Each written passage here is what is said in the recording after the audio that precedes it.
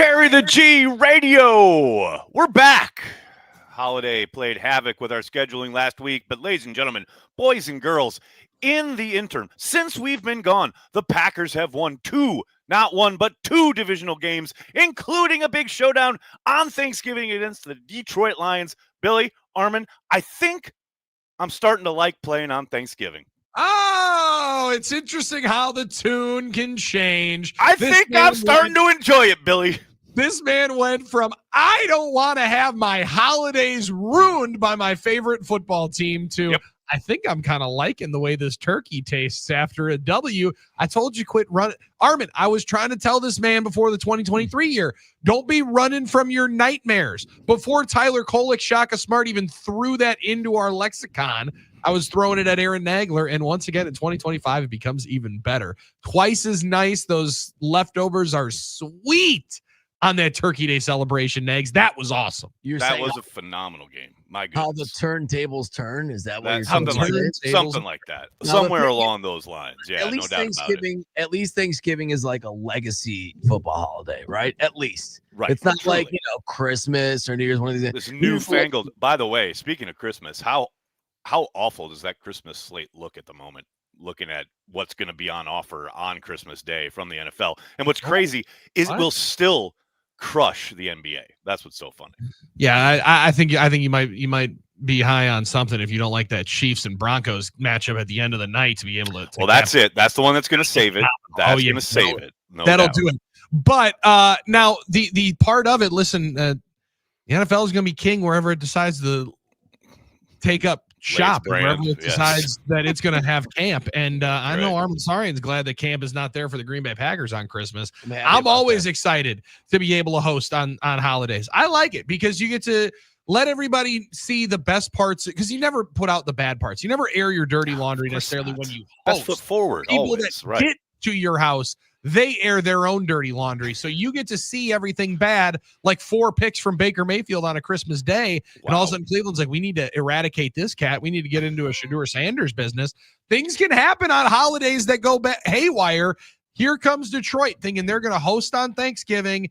Kiddies get to bring all their family and friends. They get to give somebody Super Bowl tickets for giving away a jersey to a fan and making you feel all warm and cuddly. And then here comes that big bad wolf back from the western side of Lake Michigan to be able to blow that Ford Field house down. That is one of the sweetest wins to be able to have, Nags, because you know how much stuffing or dressing, whatever you call it on your dinner table, was soaked with tears and gravy on Thursday after that W. Well, the thing, too, is, look, there's zero doubt. That is one of the most satisfying wins I think the Green Bay Packers have had in quite some time, right? Just because of how much time elapsed between week 1 and then finally getting them again in Detroit on their home turf, and how much junk Detroit fans had talked in that stretch where, it's week 1. Anything can happen week 1. Week 1's a fluke. Well, doesn't feel like a fluke anymore. Feels like the Packers are just a better football team. And I understand there's some mitigating circumstances there, surely. I mean, I understand they lost Amon-Ra St. Brown early in that game. No doubt about it. But it ain't like the Packers are a picture of health, And to go in there and handle business the way they did, man, I tell you what, certainly the Lions found kind of their way of working, as it were, on offense and ended up scoring points and making it a game. But the way the Packers defense went in there, especially early on in that contest, and really took it to a Lions offense that has, the potential to be lethal as hell. That was pretty impressive, especially that first drive where they had Isaiah McDuffie and Xavier McKinney in Goff's face on third down to get him off the field in that opening drive on a 3-and-out. Talk about making a statement. I wasn't surprised that they were able to somewhat kind of, limit what the Lions were able to do offensively. I certainly wasn't ready for them to just completely shut the door early in that contest, which allowed the Packers to build a lead and control the game, which is exactly what we've talked about. That's the way this team needs to operate.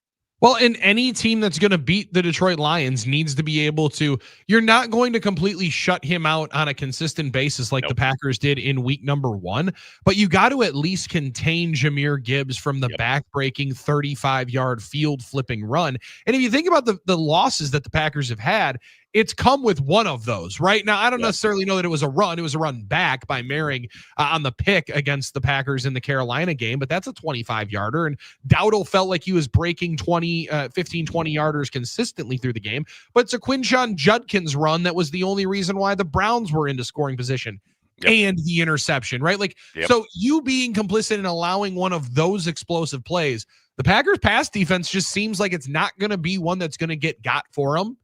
They're going to sacrifice a lot of things and might cause you to pull some of the hair out that even some of us, are losing at a minute. Right. Yeah. But like they're saying you're going to beat us one way.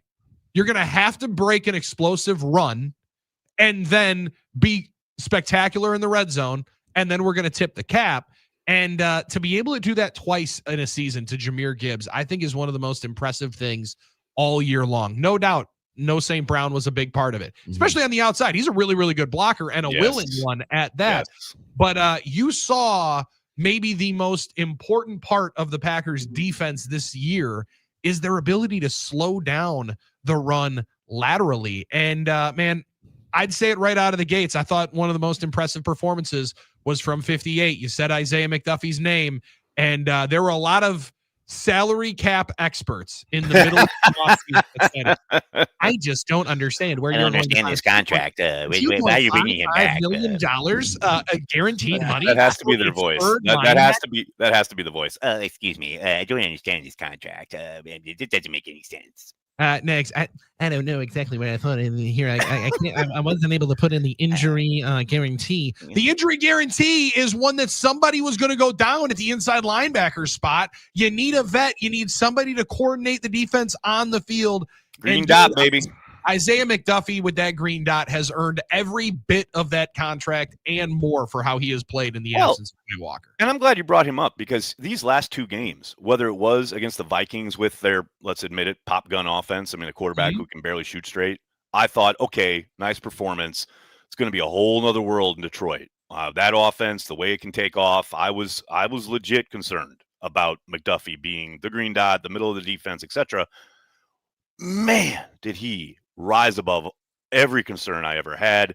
Certainly a complete game, sideline to sideline, specifically like you're talking about, but also just the run fits, his ability in coverage even, which has been in the past his real weak spot. I thought he was running with tight ends down the seam, flipping his hips, getting deep, getting to his spots in zone.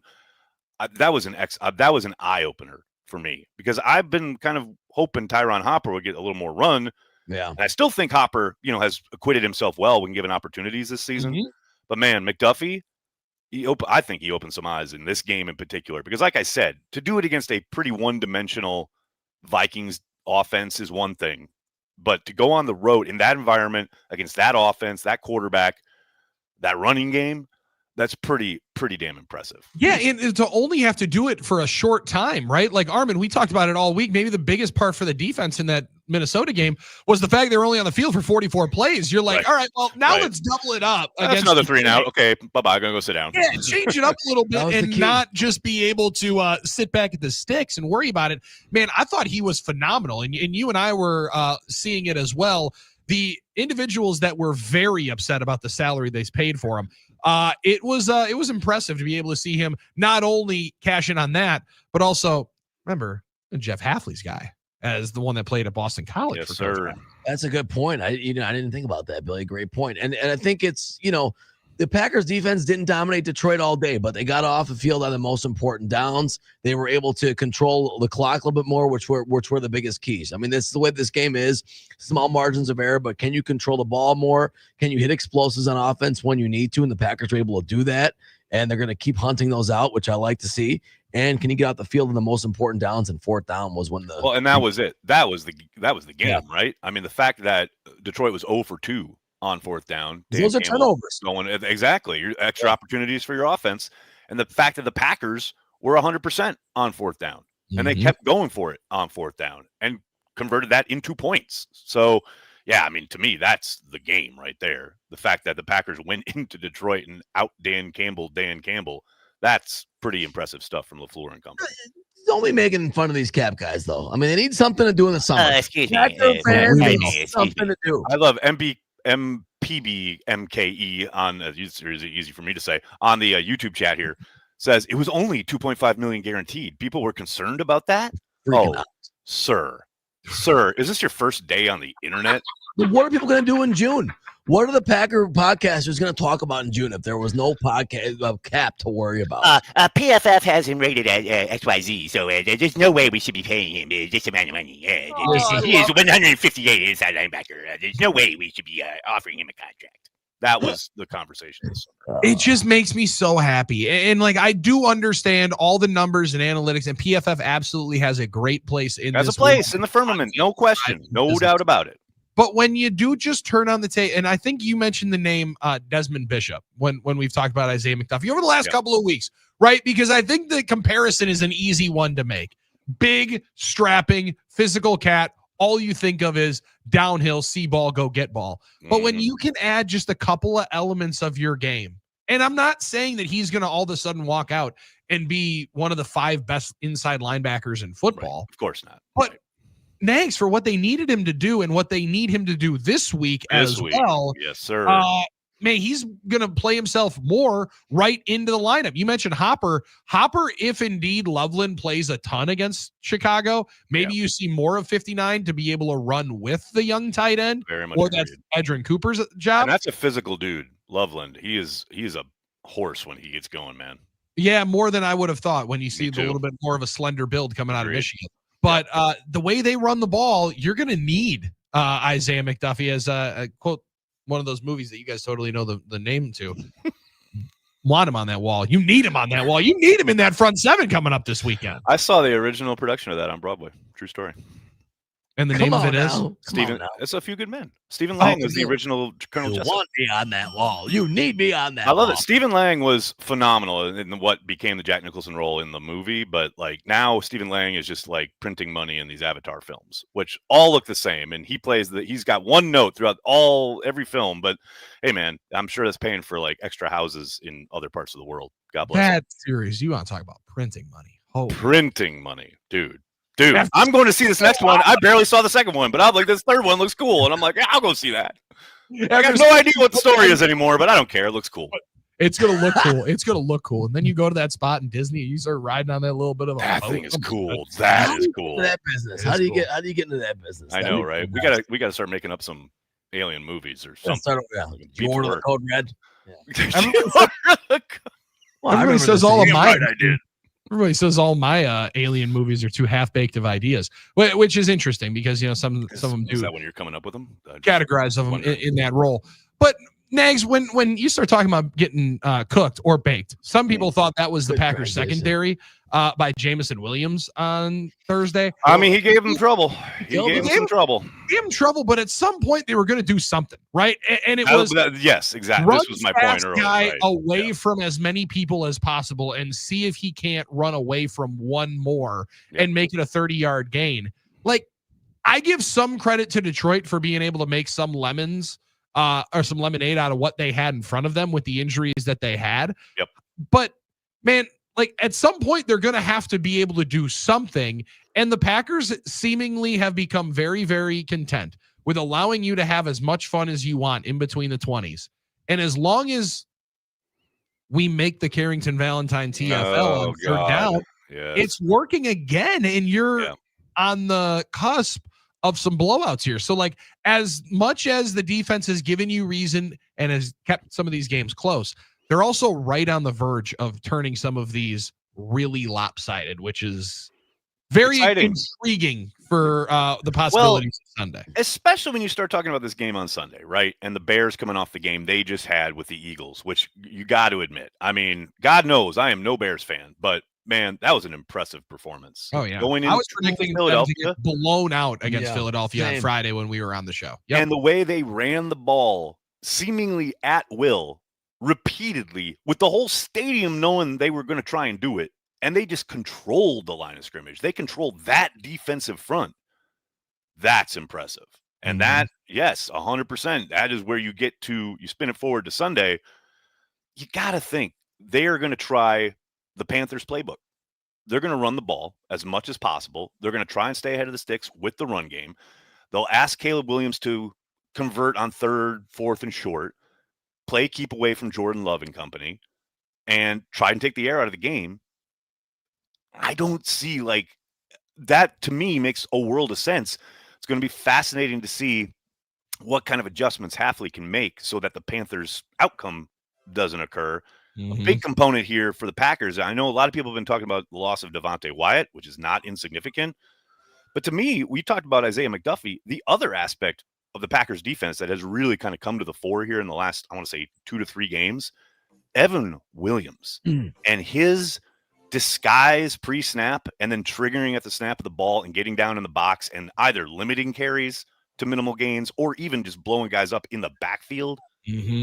That has been such a huge component of their success against ground games lately. And that was something he wasn't really doing that much of like a month and a half ago. So to me, that is a huge component in this game. Well, and it's a question that probably Hafley can only answer during coordinator availability, or maybe Williams can at his locker or on a podcast whenever he gets asked to be on one. Like how much of that is just his comfortability with the defense, and how much of it is them calling it? Because like the one that he triggers on the 3rd and 1, is it 3rd and 1 or 3rd and 3 that sets up the 4th down stop? It looks like he just reads it, diagnoses it, and I'm just going to slow play this as quick as possible, shoot the gap, and make a game-changing play. And that stop was made on 3rd down as much as it was on 4th. 100%. And he's coming from depth. That's the other thing. So if you're the quarterback, you think, okay, there's my too high shell, make the run call, try and go in the A gap or the off tackle or whatever you're doing. And then Evans just triggering and flying downfield. Now, that brings up the question, well, do they start baiting him into trying to do that? And then they take a shot where he was and blah, blah, blah. But we'll get into all that here. Let me see you do it before I start worrying about it. Yep. No, I feel you. But that's just the obvious counter, right? Oh, like, absolutely. The one Evan thing Williams currently number 1 vote getter for the Pro Bowl in terms of special teams player too, by the way, if you're wondering about that. I love that. The more you can do. Playing great. The more you can do. Hey, one more thing. Can I do one more thing before we move on? One more thing, Armen? One more thing, Armen. Brought to you by potentially your company. Please. Anybody. At onemorething.org. Anything. Anybody. Before we move on from the Lions result, I want to know where my man Walt is. I don't know if you remember Walt from Wasaki. About 2 months ago, he called into Packers OT and was whining about why can't we be more like the Lions? Why can't we be more like the Lions? Why can't we just dominate? Where you like at, the Walt? Lions? Where's Wasaki Walt at? Or where's that cat that had the was putting out the MIA posts for it? That was fun. The internet was very, very fun watching it troll whatever that stick radio guy was from Detroit. That was awesome. That guy's hilarious. That's what he wants. That guy's hilarious. The Detroit guy's so funny. He makes a video in his car about how the Lions own the North now and the Packers are irrelevant. I just hope he had a good Thanksgiving. I hope he had a good Thanksgiving. I actually hope he went to the game. Car videos too. Hey guys, sorry, I got with his baby in the background. By the way, his baby was in the back seat. Trying to get sympathy. And he's talking junk. Like, what are you doing? What is this life? He's so busy. Dad life. He's so dad busy. Life. Yeah, I'm gonna drop bars, and while I'm taking him to this and swimming. Man, I talk junk, but I do it here in the comfort of my own home, in front of a camera in a studio situation. Proper in the car with my baby in the back. Like, what's going on, man? Maybe I need to start doing that. I think that's the next kind of level for you. With the double stroller. You got double stroller, and you're talking junk into your phone about the Bears. I need that in my life, definitely. Walt, where you at? I might be big on mom talk and on sports talk in that situation if I start doing that. It's all about the algorithms. I mean, the more you can do, the more you can do. We're going to do a lot more on the flip side here on Carry the G Radio, talking Bears, reveling in this big victory over the Lions. Lots of news to get to, all sorts of fun for Billy and Armen. I'm Aaron on Carry the G Radio. I get up and nothing gets me down. Stay tuned. You do like to grab attention. No BS. We'll be back in just a moment. iHeartRadio. Here are the top Eagles songs that you thumbed up. Number 3, Life in the Fast Lane. He was too tired to make it. She was too tired to fight about it. Life in the fast lane. Surely make you lose lose your mind. Life in the fast lane. Life in the fast lane. Everything all the time. Number 2. Take it easy. Take it easy. Take it easy. Don't let the sound of your own wheels make you crazy. Come on, baby. Don't say nay. Number 1. Hotel California. There were voices down the corridor. I thought I heard them say, welcome to the Hotel California.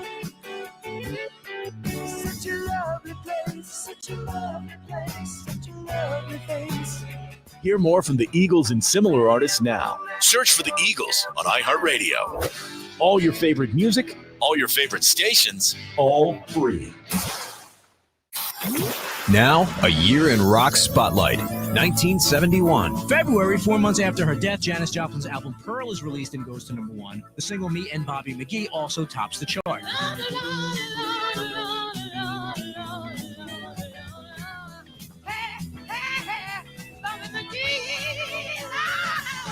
Bill Withers hits number 3 with the single Ain't No Sunshine from his debut album produced by Booker T. Jones. In March of 71, Carole King releases her first solo album and scores 2 number 1 singles, I Feel the Earth Move and It's Too Late.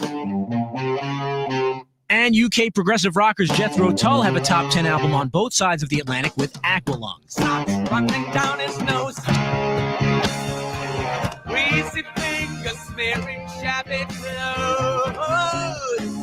Hey, Aqualung. In April, the Temptations topped the charts with Just My Imagination, their 3rd number 1 and their 13th top 10 single. Three Dog Night have their 2nd number 1 single with Joy to the World. And the Rolling Stones album Sticky Fingers is released, including the number 1 single Brown Sugar.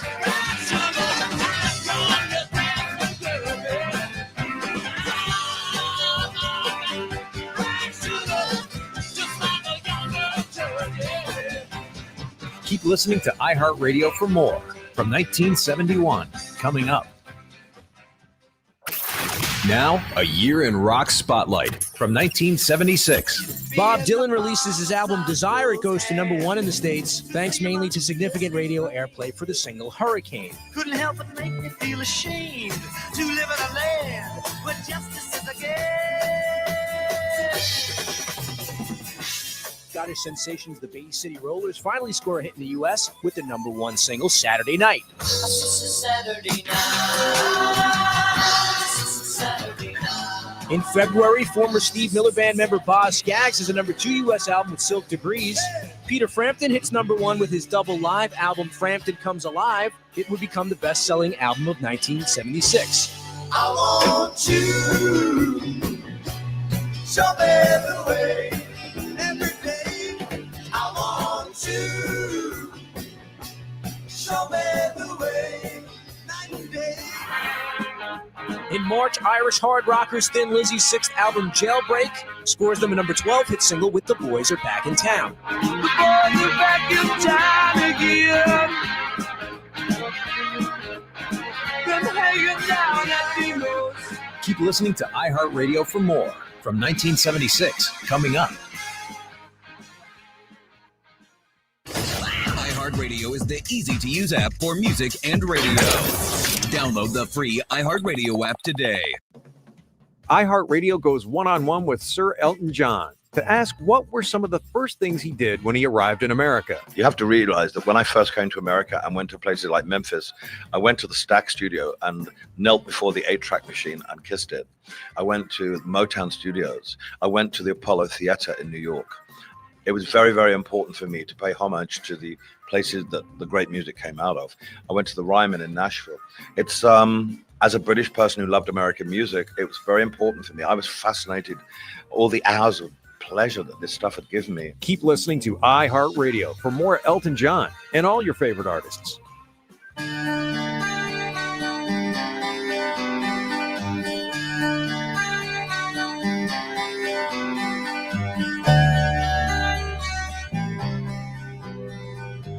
Carry the G Radio rolling on, brought to you by Theta Care. Football season is all about action, and sometimes injuries happen. Whether it's a sprain, strain, or something more serious, Theta Care Orthopedic Care is here to help you recover like a pro. Their team offers expert care for bones, joints, and muscles, so you can get back to doing what you love on the field or in the stands. Don't let pain sideline you. Theta Care, a proud sponsor of Carry the G Radio. Speaking of Theta Care, let's get to that Theta Care heart-stopping play of the week. Dontavian Wicks skying over one Brian Branch to essentially seal the game. What a play. Were you guys, now let me ask you this. When they were going for it on fourth down there, fourth down, got to have it. Were you sitting there going, yep, totally confident. I know Jordan Love's going to pull this out. Or were you, heart and throat, standing up, pacing? Well, both. I now most of the times, Nags, little as they like to say in radio. I like to let Armen Saryan do his thing. All right, Armen is the executive producer of the Packers radio network. Sure. So Armen is talking to Wayne and Larry. He's making sure everything sounds exceptional. He's making sure everything is dialed in, making sure all the right graphics are up, covering up the one spot that's not fully on a screen. But like my man is He's on his game. Yeah. So what I like to do is leave him alone during the game. However, he's one of my best friends. So like I want to see and I want to be by my man during a very pivotal point in time and a very huge moment, not only in the game, but in the season. Absolutely. Oh no. And now I can't hear you. I got Armen like pushing buttons and now I can't hear anything. Keep that box in there. Nope, we got to keep that box in there. So back here. How about I come in? How about I figure it out and I'll help you with this one. This is Now brilliant. in the midst of it though, Nags, I try to stay out of there. But come up on third down, I'm like, I need to be in there. I need to figure this out. I need to go in there and see how Armen is feeling. Right. There it is. Let's go. Atta baby. So I walk in on third down. They have the incomplete pass. Right. Dare I say drop? Right. We can call it a drop. Really tough. You got to catch that. Got to catch it. So I'm like, all right, here we go. This is a chance to win, right, Billy? And so right away, Billy, what Armen says chance to win. Super conservative individual. Yes. Right. That's the thing. Dave Ramsey, super fan for those on the internet that know what that means. And I say, yeah, I think I'm punting. I think I'm punting. I want to get Dan Whalen out there with an opportunity to pin those sons of guns inside the 5. Right. Let Micah Parsons eat for a 3.5 sack potential performance. There you go. And I ran right away from the big moment. So I had the hand raised in air that I was ready to punt. I get it. Which I don't think you were wrong for. I think that it makes total sense. It makes total sense to punt there. Totally get it. But I will say, I love LaFleur going for it.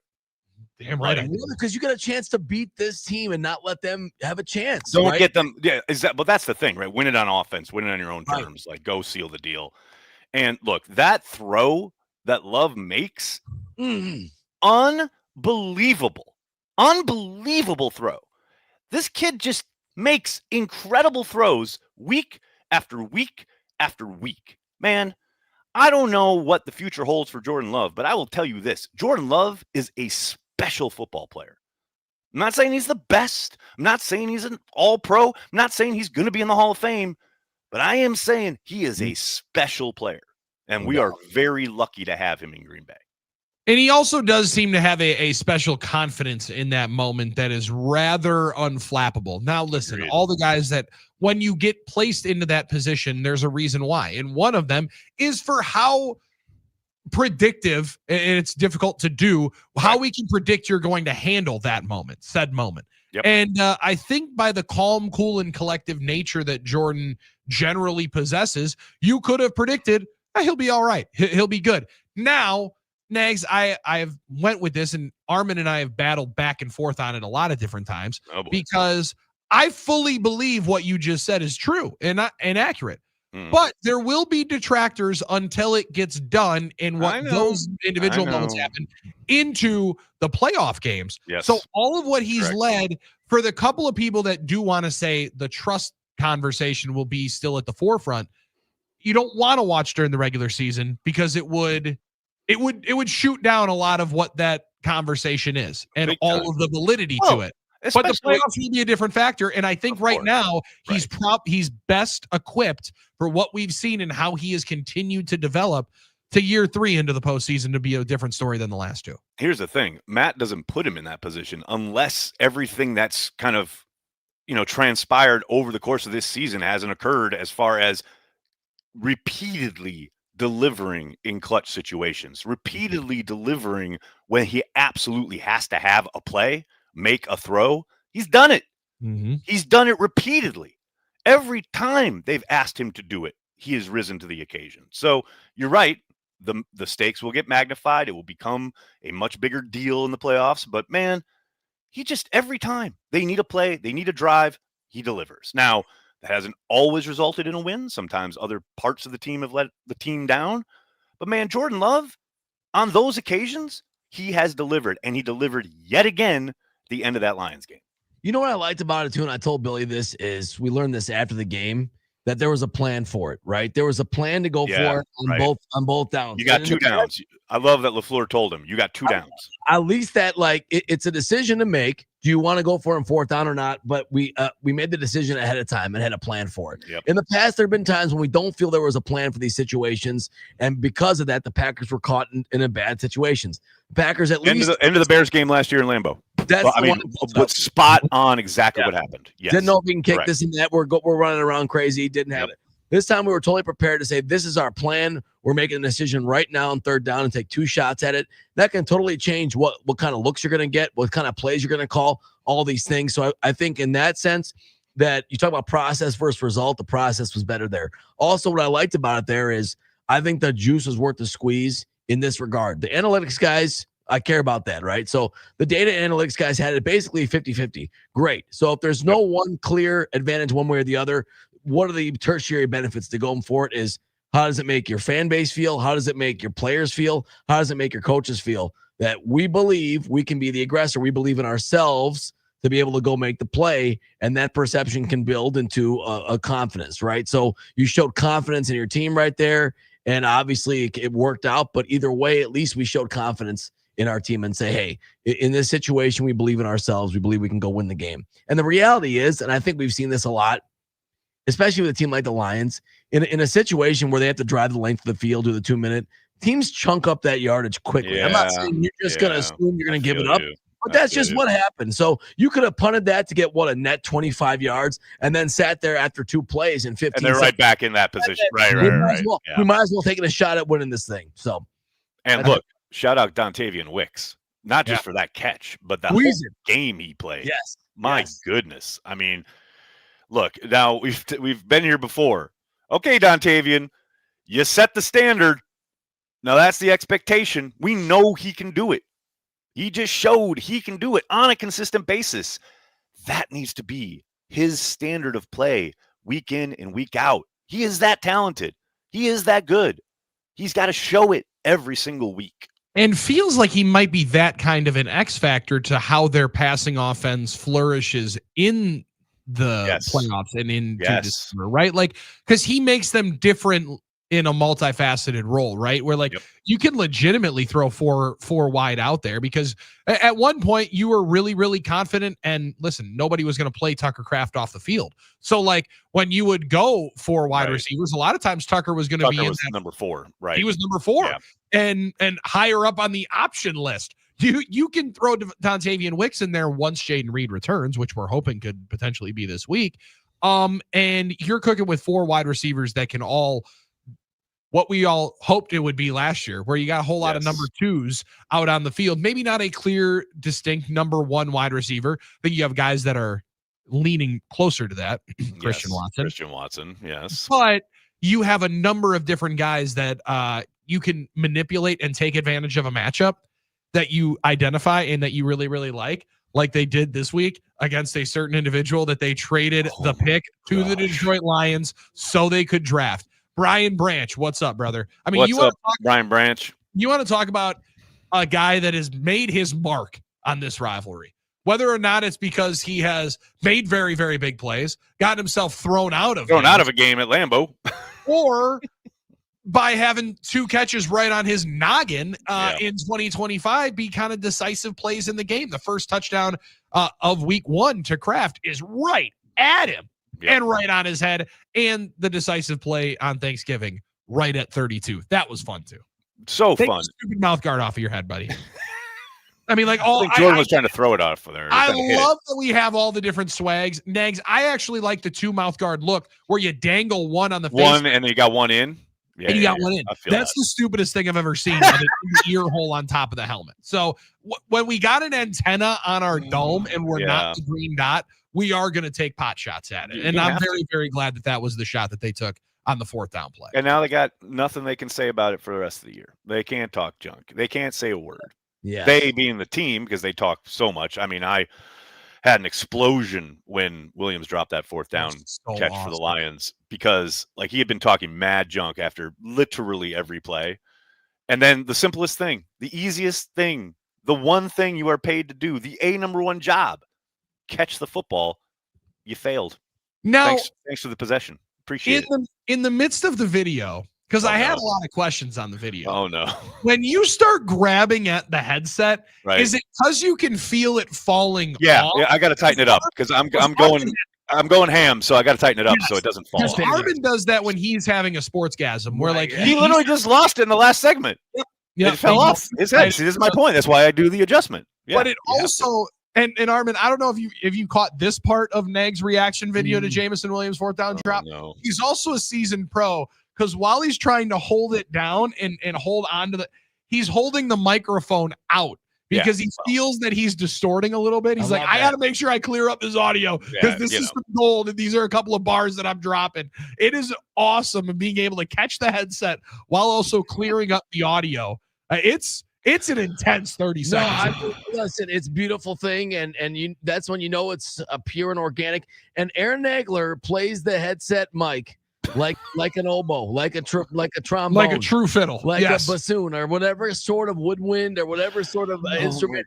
He knows how to play that thing like a fiddle, like a violin. He plays it in and out and inflection and pause. You know what you're doing. Yeah, waiting for that. Waiting for that one. Yeah. Thanks, guys. I had to let it build a little bit. Yeah, let it go and then let it pause. You don't want to pull it out until it's the climax. Well, so that's what they say. Yeah. So, but I do like the fact that this is going to be one of those times where Scorsese's just going to lean back in the chair, throw the hands up, and say, "Cinema." Because if there's a moment where, I don't know, Caleb Williams were to fumble the football away. Oh, dude, when Caleb Williams throws an interception in this game, because it's going to happen. Like, all bets are off. Who knows? All the rules of being able to maneuver and manipulate and know what the hell I'm doing, I may just lose consciousness because. I can't. The Bears. It's Bears week, and they're playing the Bears on Sunday, and I'm here for it. I'm ready for it. And the fact that both teams are good this late in the year, that has not been the regular MO over the last 30 years. It has been very few and far between where these late season matchups mostly have been Packers playing for playoff position, Bears getting ready for the draft. That has what it has been more often than not. But now, these Bears fans don't know how to handle themselves. They're in first place. They're number 1 in the NFC. Man, amazing. December 1st, hang the banner. NFC North leaders. NFC number 1 seed on December 1st. Number 1 seed on December 1st. Just give it to them, man. Let them hang the banner at Hallis Hall. I'm very proud of them. Very proud of them. There's a lot of good ways to pregame on Saturday night and get ready for this one. I'll tell you this, just watch the Big Ten championship game on Fox, because the amount of vignettes and lead up and commercials they're going to play for this Bears-Packers game coming up the next day at 3:25 on the America's Game of the Week window. Yes, sir. Yes, sir. Ad play for this one. It'll get you fired up for that one. We got so much to talk about, so much to get to. We got your super chats here in the YouTube chat. We'll be getting to those on the flip side. So much more to talk about, both with the victory over the Lions and then, of course, this upcoming clash with the Chicago Bears. Don't go anywhere. This is Carry the G Radio. I wanna love you all over. Do you believe in love? Do you believe in love? Do you believe it's true? Do you believe? p.m. with NFL Network Now on the Westwood One Radio Network. Week 13 of the NFL season came to a close Monday night in Foxborough with the Patriots beating the Giants 33-15. New England Patriots quarterback Drake May threw for 282 yards and 2 touchdowns. Patriots wide receiver Hunter Henry was targeted 6 times, had 73 yards receiving in the win. Elsewhere, Los Angeles Chargers quarterback Justin Herbert underwent successful hand surgery on his left non-throwing hand to stabilize a fracture he sustained in the team's win over the Raiders on Sunday. The status for Monday night's game against the Eagles considered day-to-day and will be determined later this week. Colts corner Sauce Gardner underwent an MRI and revealed a calf strain sustained in Sunday's loss to the Texans, and the team hopes he can return during the regular season as the injury is not considered to be long-term. This has been NFL Network Now on the Westwood One Radio Network. 1 in 4 Americans have a disability. I'm one of them. I'm also a working mom who cares deeply about making sure every child with a disability thrives by getting their access needs met. We've got a trusted ally by our side. Easter Seals provides children and families the foundation for lifelong success through early learning programs, skills training, and prep for college and career. That's my Easter Seals. Make it yours. Join us at easterseals.com. 1 in 4 Americans have a disability. I'm one of them.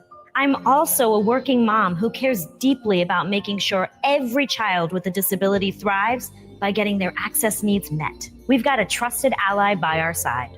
Easter Seals provides children and families the foundation for lifelong success through early learning programs, skills training, and prep for college and career. That's my Easter Seals. Make it yours.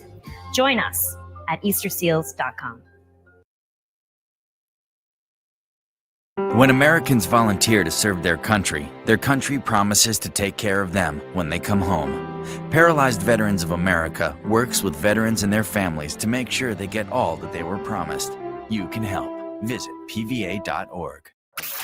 Now, a year in rock spotlight from 1976. Bob Dylan releases his album Desire. It goes to #1 in the States, thanks mainly to significant radio airplay for the single Hurricane. Couldn't help but make me feel ashamed to live in a land where justice is a game. Scottish sensations, the Bay City Rollers, finally score a hit in the U.S. with the #1 single Saturday Night. Saturday night. In February, former Steve Miller Band member Boz Scaggs has a #2 U.S. album with Silk Debris. Peter Frampton hits #1 with his double live album Frampton Comes Alive. It would become the best-selling album of 1976. I want you, show me the way every day.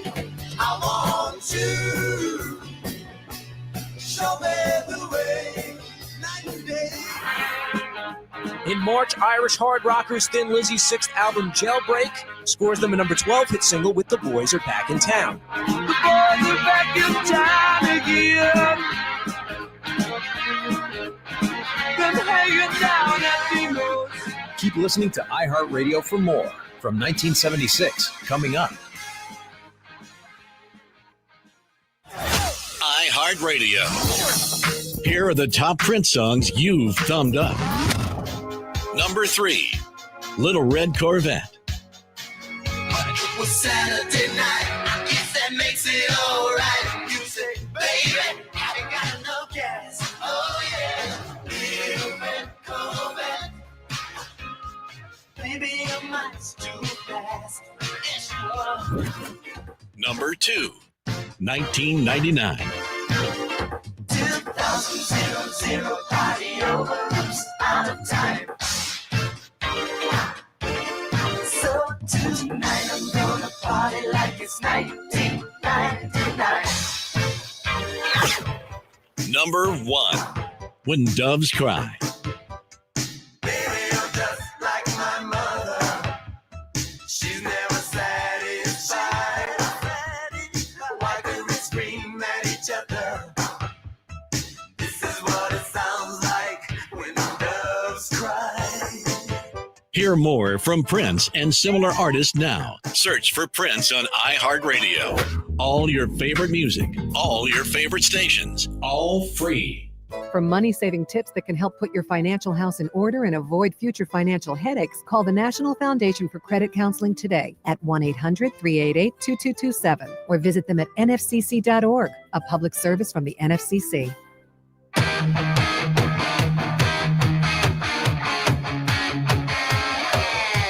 Oh, yeah. Carry the G radio rolling on. Getting ready for this Bears game, and lots of folks in the comment section here on YouTube. First up, we got Jesus. Keep up the great work, fellas. Love the show.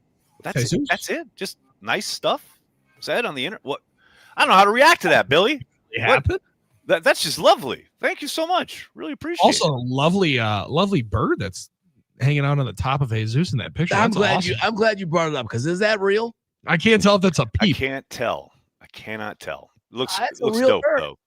It looks real, but was that like a parakeet? Maybe it's AI. Who knows? You know, anything's possible. Well, I'm glad you said that, because I'm becoming too skeptical of just about everything I see. You have to be. You got to be, man. Which is this sad, day and age. because there's too many good videos that AI is creating that I would just like to be real for my belief. Like, but that's the whole point. That's why they get made, Billy. Like the AI video of Jordan Love and JJ McCarthy meeting at midfield, and JJ McCarthy just knocks out Jordan. Those are great moments. Yeah. We need more of those. I want all the AI videos of what the handshake is at the end of Bears Packers, because the amount of either Matt LaFleur and or Ben Johnson hitting somebody with a stone under at midfield. Let's talk good about that. And help us out. If you guys in the chat can see this, let us know. Or if Jesus wants to chime back in, let us know if it's real. Because I'm curious. I'm curious. I want the species of the bird. We should talk about that. We should talk about after this game is over, regardless of who wins, that handshake between one Ben Johnson and one Matthew LaFleur. That's must-see TV right there. I mean, that's going to the levels of the old school LaFleur. Mike Zimmer post game. Yeah, I need Fox to have a dedicated camera, and the director cannot cut away. I need to see it because see it. And I also, after watching, I told Armen about this earlier on during the off day yesterday. My nearly 3-year-old son said, "I watch Bears Packers. I get ready for the game." So that was a good heartwarming moment. Them doing things right. And last year, it would have been a great moment for it, because LaFleur's coming off a dapping up Carl Brooks down there in Chicago, celebrating, hooting and hollering, and all of a sudden he has to go and shake hands with Ben Johnson, who'd be frosty as all get out. Yep. Or conversely, so Johnson celebrating with Santos after the win. After the win in Lambeau. Everybody was tearing off the jacket of Brown, who had just won his first game as an interim coach on, I think, his 9th try. So like there's good reason to know that either coach is going to be, because I think the game's going to be decided at the end. I know it's a 6.5 point number at the Potawatomi Sportsbook, but it is. I think it's going to be a tight game. And I think it ends on potentially the last play, Nags, like the two games did a year ago. Yeah. And it really does set up for a good frosty moment. Now, I don't know if Coach mentioned this when you guys were having your sit down soiree, that, you know, some 12-year-olds online like to continually bring up and shoot at credibility just because they're old enough to drink the old fashions or the nice wine that Coach was sipping on in that moment. Right. Did this get brought up? I know Matt Schneidman tried. God bless Schneidman. Yesterday. Here, I want to give. Wait a second. I want to give Schneidman a shout out here, because he is the one guy in that room. The one guy, and this is not a slight on anyone else doing their job, being professional. They're doing their work, right? The work that they are doing to produce content for their readership or viewership. Matt is the one guy, the one person in that room who will take something from the internet, something from the Twitter sphere, something that's percolating around, online. That's true. And ask the coach, the players, the assistants. He'll try to at least get somebody on the record about it. Because it's crazy. In other towns, that drives the questioning. That drives these media availabilities. In Green Bay, it is almost an afterthought. And people being professional, they're doing their work. I get it. It's not your job to ask about some online nonsense, right? But Ben Johnson did go out of his way in his introductory press conference, which every Bears coach does, to take a shot at the Packers. He didn't do that. He took a shot at Matt LaFleur. Yes, personal. Specifically. Uh-huh. So how do you not ask about it? Now, Matt totally punted, and I don't think about that at all. Okay, Matt, you don't think about it at all. Okay, right. Yeah, not at all. Or on day 2 of the NFL draft when he sat down with the McAfee boys. Thank and you. we can't play that clip because there's way too much celebrating, talk about hooting and hollering behind the head coach when he said, and a great coach. As he said himself. As he said himself down there in Ben Johnson. So he definitely knows, he thinks about it. Sure, and yeah. you can't be this hyper competitive, get to this point in professional sports and not have some of that. Now, Armen and I did enjoy the fact that Ben Johnson seems about as corny as one that comes on the top. However, as long as that is who you are, players will eat it up. That's true. Right? Like there's No one doubt. thing that professional athletes are not only great at their own individual profession, they are elite at identifying a phony. Yes. Right? Like people in 1,000. that Authenticness. They are so good at being able to PhDs in judge it. authenticness. Yes. And if at any point you're not being who you are, they'll call it out right away and see it. And at some point, I think Johnson's kind of got to be this corny, and he kind of owns up and lives up to it. So I'm excited because both of them have good personalities. That I'm not saying there's a real short man syndrome with either one, but there is a I have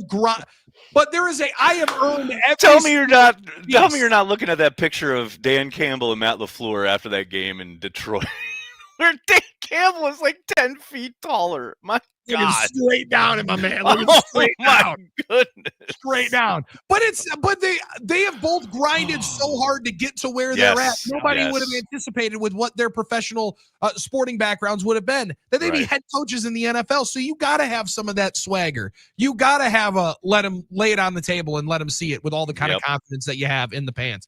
And I'm excited to be able to see how the one has to tuck it between the legs once they walk out the midfield after the game, because it is going to be must-see TV. To answer your question, no, I tried when LaFleur came over to Corey's and, was having a few drinks or whatever.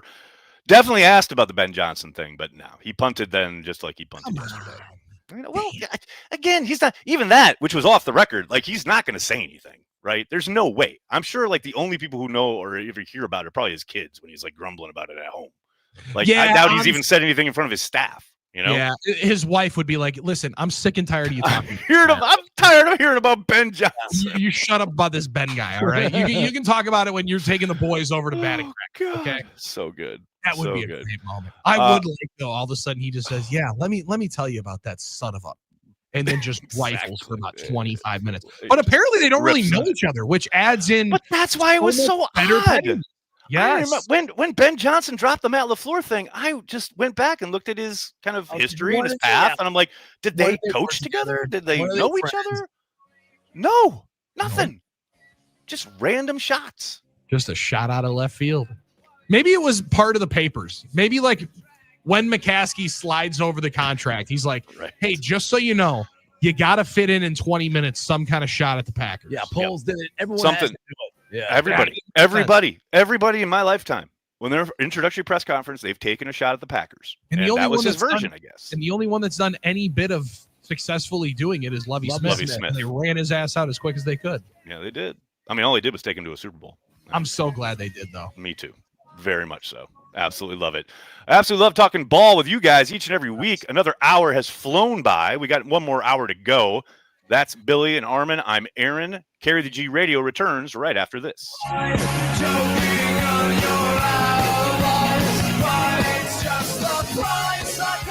Drew and KB are talking sports and stuff every weekday from 2 to 6. We welcome one of our favorites. Bear fan Bob is on line one. Caleb Williams. I'm still not a big fan, guys. Make no mistake about it.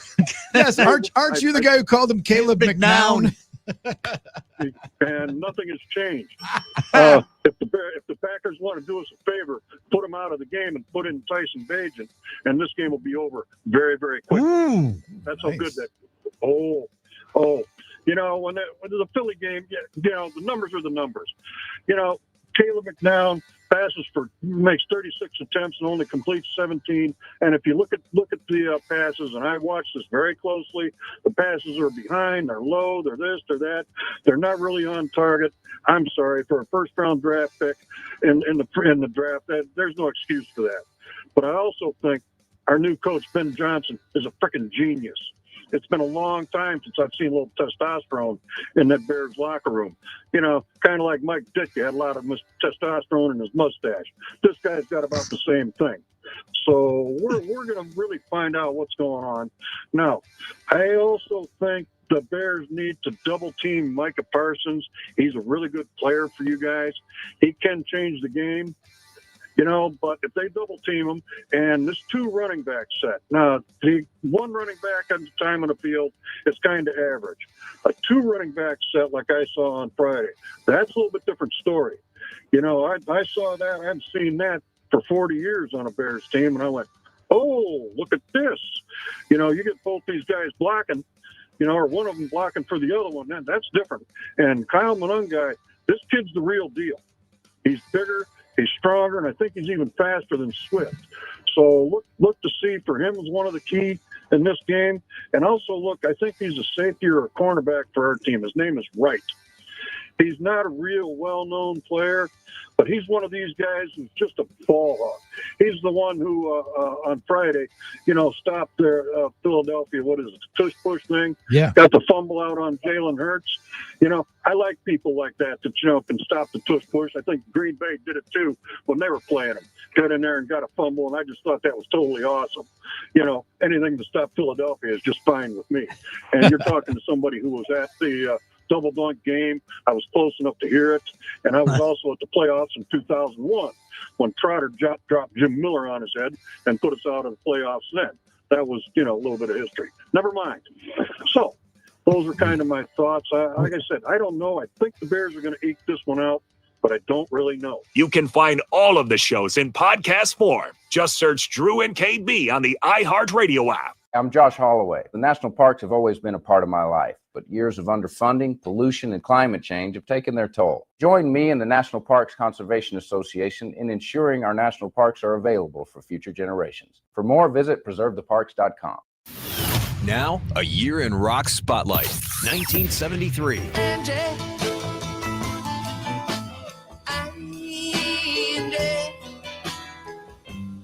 Ain't it time we said goodbye? The Rolling Stones are back on top with the #1 album in the U.S. and the U.K. and a #1 single, Angie. Come on, baby. Let's Get It On is a #1 single and a #2 album for Marvin Gaye. Also in August of '73, Stevie Wonder is back with the #4 album, Inner Visions. And Florida band Leonard Skinner released their debut album, had a top 20 hit with Freebird, and tour opening for The Who.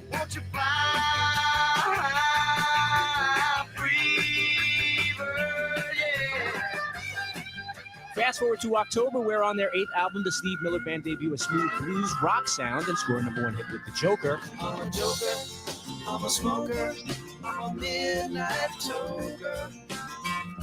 I sure don't want to hurt no one.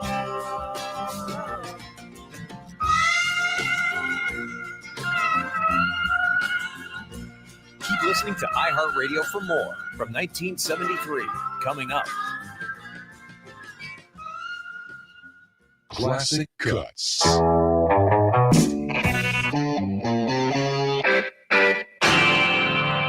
It's rare that a song begins with just a title, but Mick Jagger says that's exactly how Keith Richards got the Rolling Stones ballad Angie started.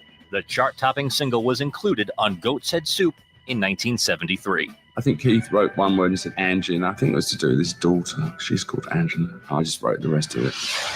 Angie.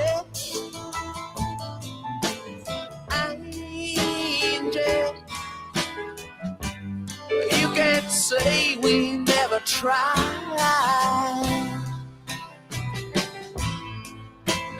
Angie, you're beautiful. Yeah. But ain't a time we said goodbye. Angie. What you waiting for? Let's go. Make sure to make us a preset on the iHeartRadio app so you can listen to us anytime, anywhere. Wisconsin's home for sports and stuff. We are the game.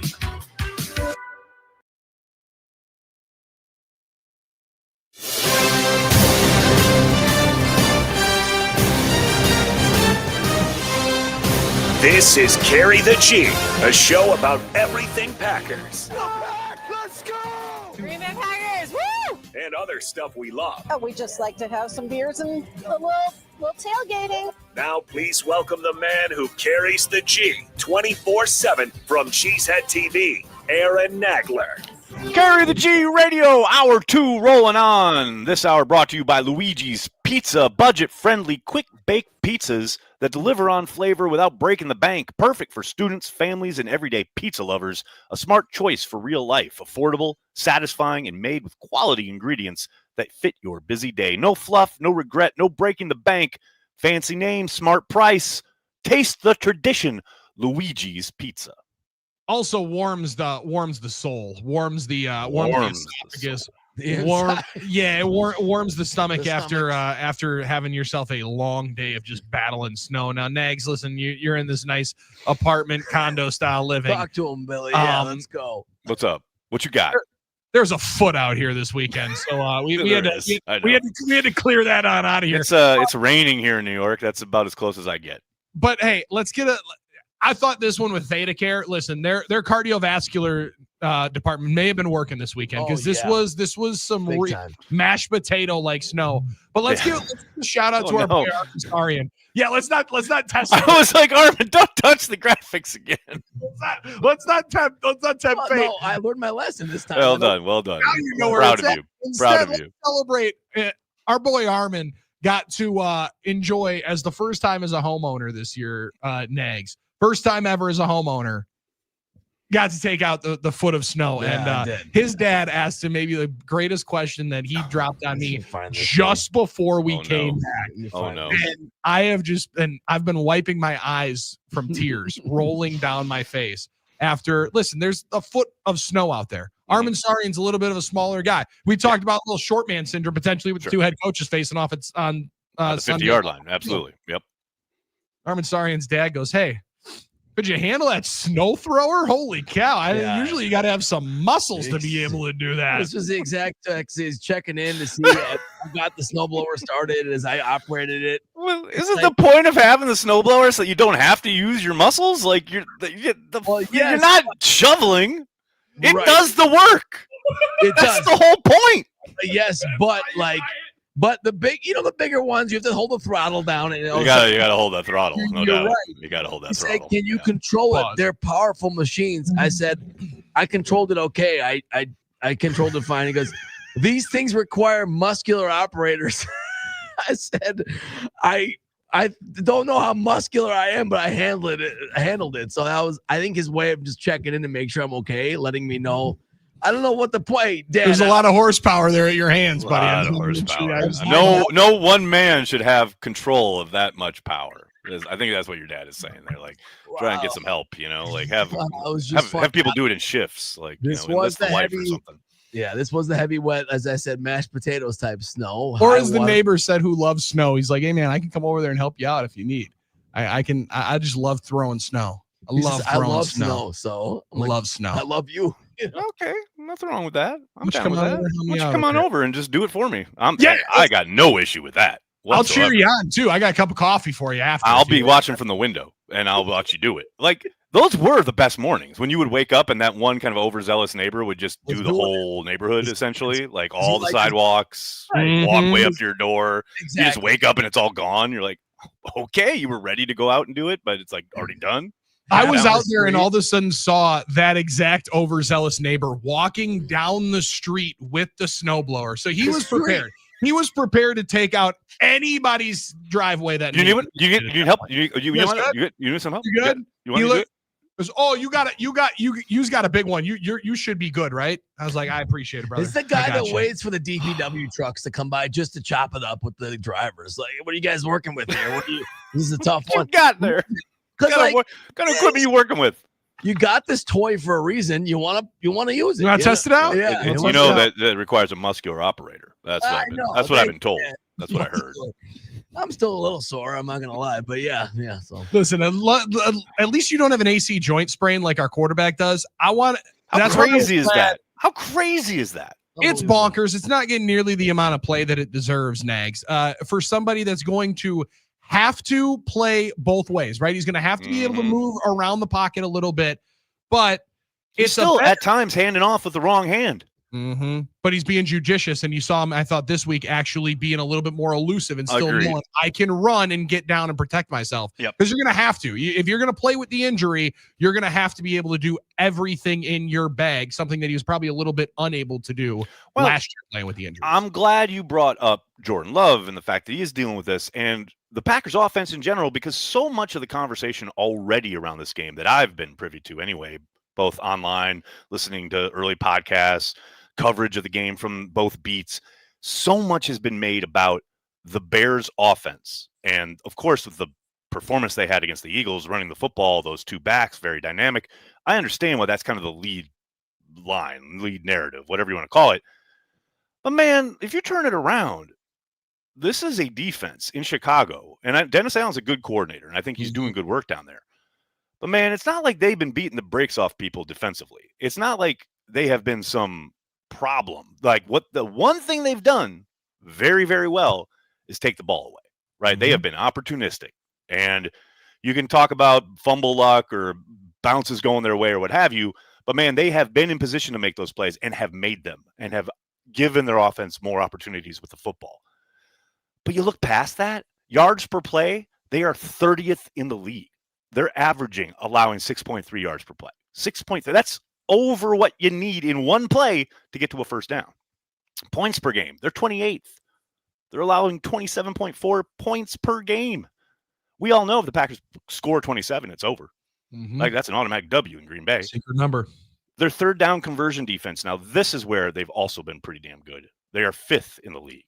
Like, people are making hay on early downs, but you get into third down, which is where the Packers have been historically good this year, converting on third down. Jordan Love, in particular, out of his mind on third down. That, to me, is going to be a big driver as to who wins this game, as far as if the Packers are able to continue to be as efficient on third down as they have been all year. There have been maybe 2 games this season where they haven't been up to that standard, but outside of that, they have been lights out on third down.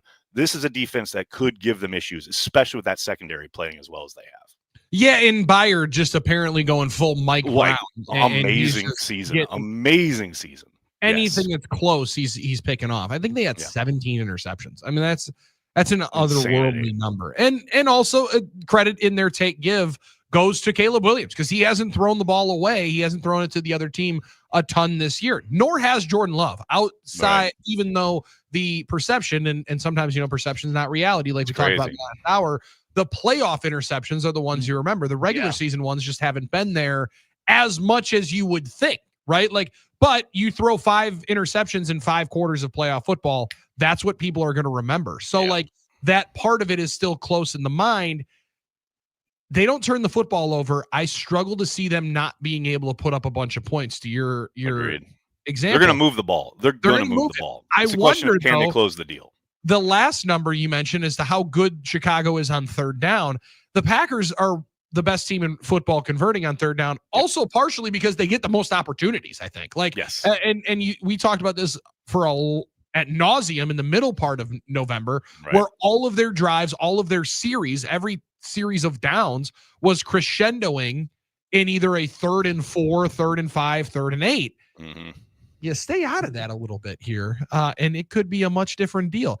I also have seen, even though you might get tempted to try to throw it on this Bears team, I also think the Packers can run it on them a little bit more than what they have done over the collective 2025.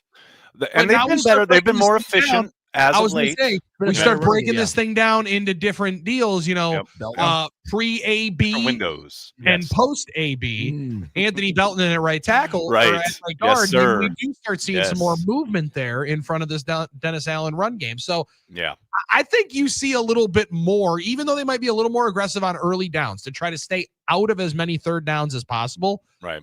I would expect a heavy dose of Josh Jacobs coming up on Sunday. I very much agree. And it's funny because I don't think Packers fans want to hear that, but I do think it's the smart play. And I do think, to your point, they have been much better running the ball. And hey, you mentioned Belton, obviously really fun to watch a rookie get thrown in there and go the distance as he did in Detroit. Real tough place to play.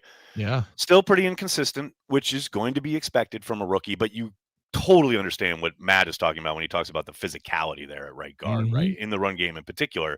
And I think Sean Ryan has played well. I don't think he's been lights out. I don't think he's an all-pro or anything, but he certainly seems to have solidified stuff at the center position where maybe Elton was a little inconsistent. And I don't know how else to put it. And then you look at Aaron Banks, man.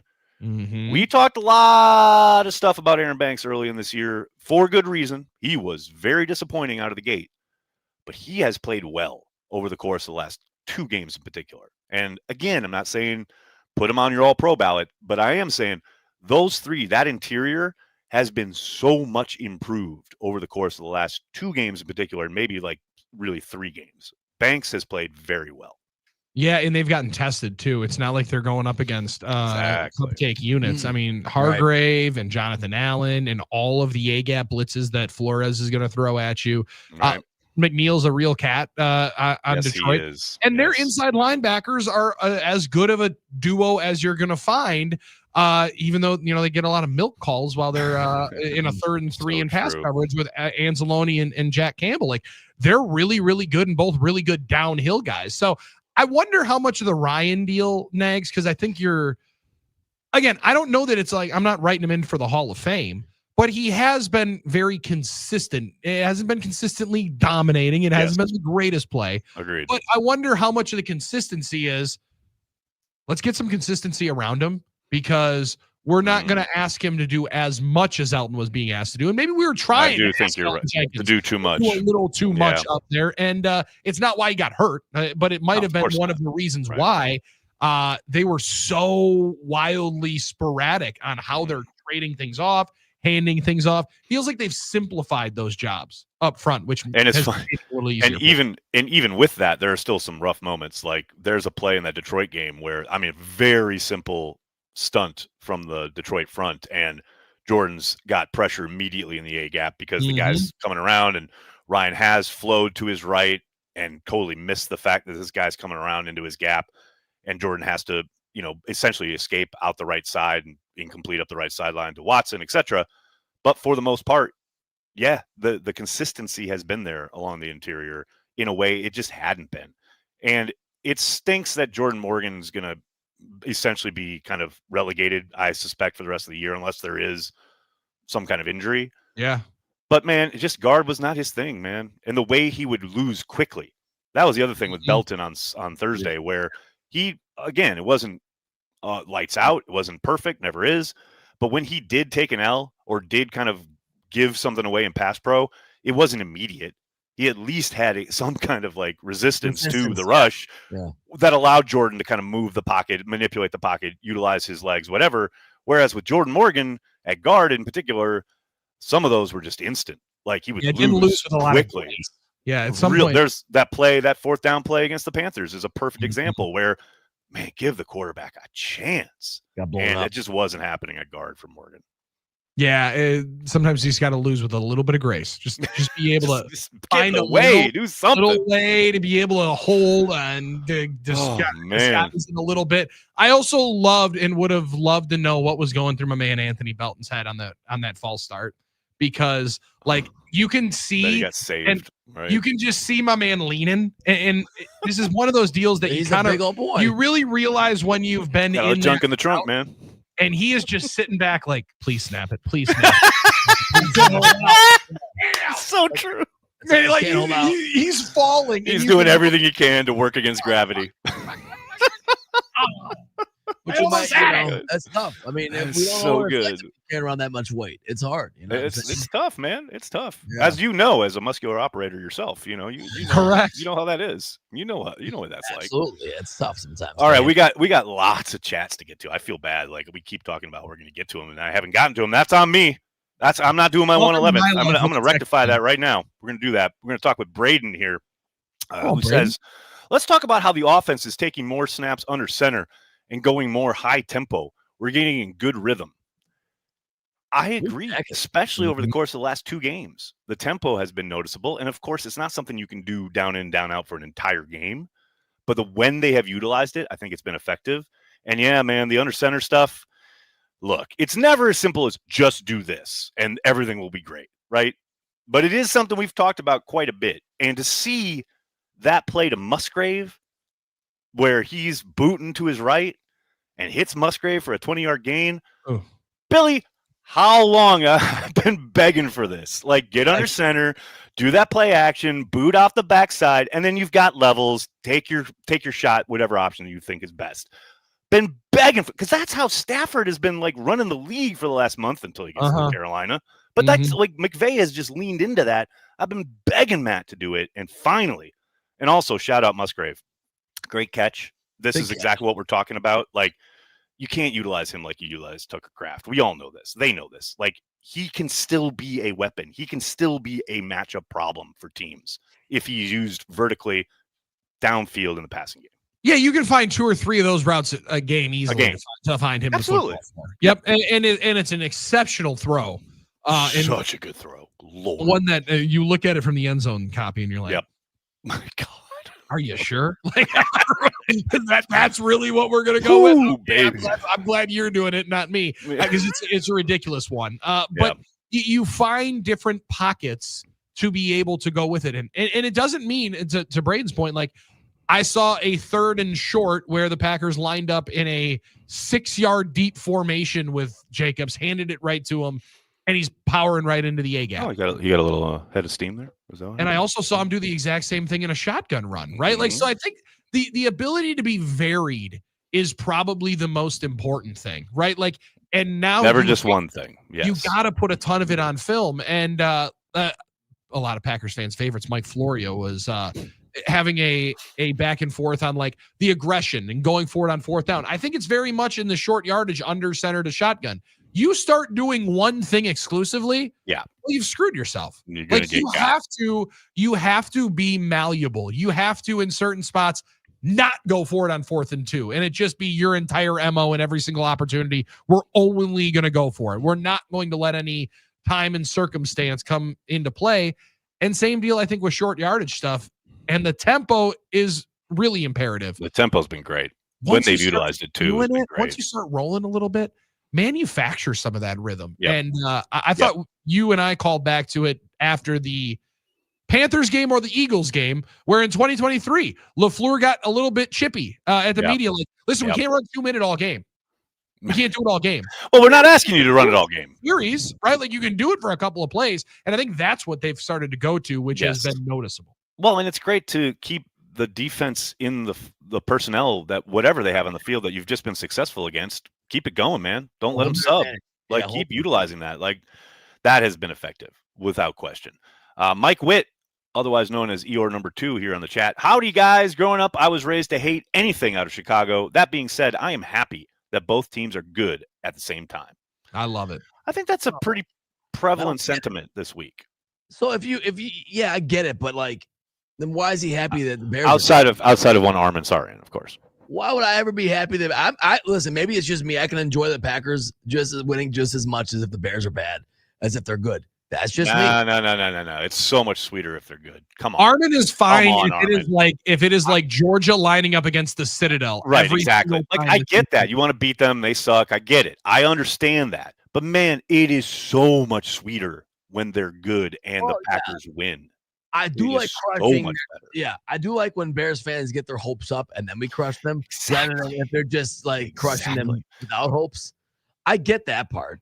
Like, they're not coming to Lambeau to play spoiler. They're coming to Lambeau to try and assert their dominance and say the tide has turned and Chicago's time is here because they got Ben Johnson and Caleb Williams and they're going to be the new kings of the North. That's what they're coming up to do, man.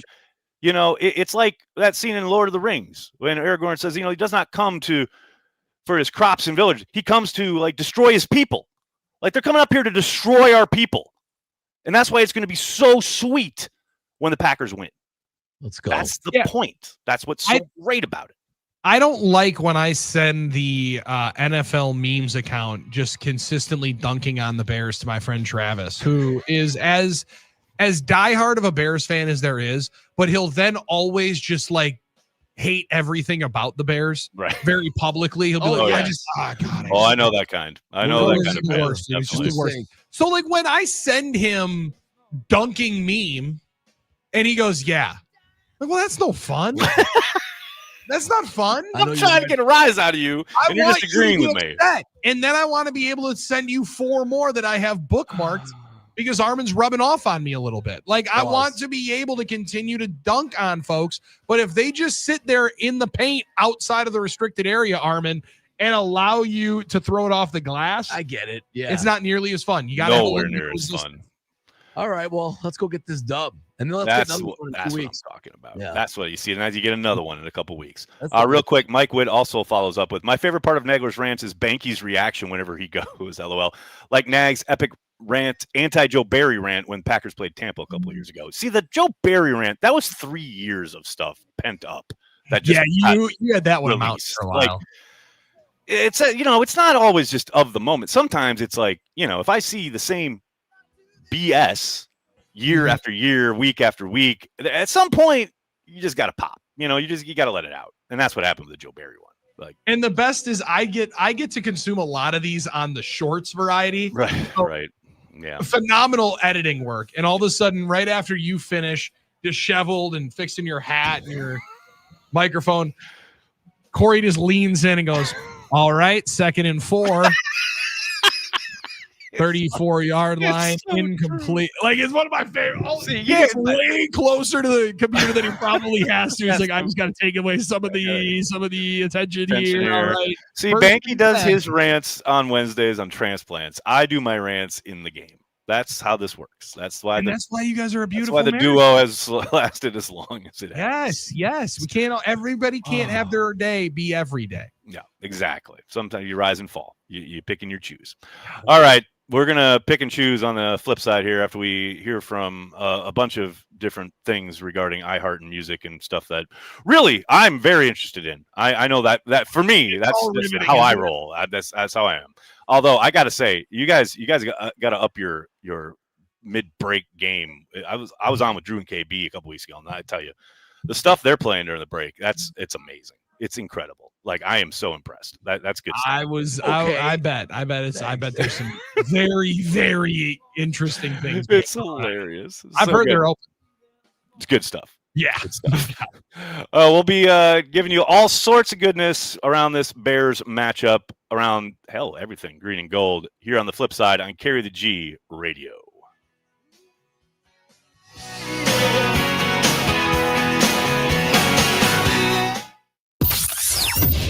Now, a year in rock spotlight, 1967. Van Morrison, formerly of the band Them, has a number 10 hit as a solo artist with Brown Eyed Girl.